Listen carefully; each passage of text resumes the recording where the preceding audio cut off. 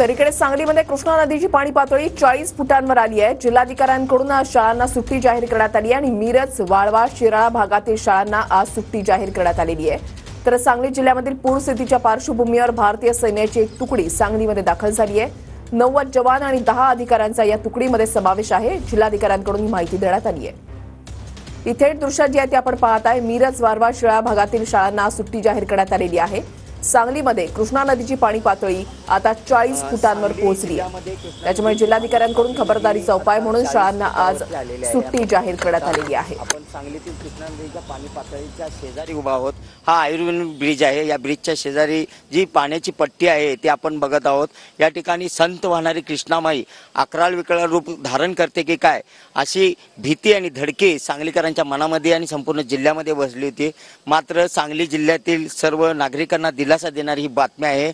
सांगलीची पाण्याची पातळी जी कृष्णा नदीची आहे ती रात्री 12 तासात जवळजवळ 8 ते 9 इंच फक्त वाढलेली आहे आणि ही अतिशय दिलासा देणारी बातमी आहे। पावसाचा जोर सुद्धा कमी झालेला आहे।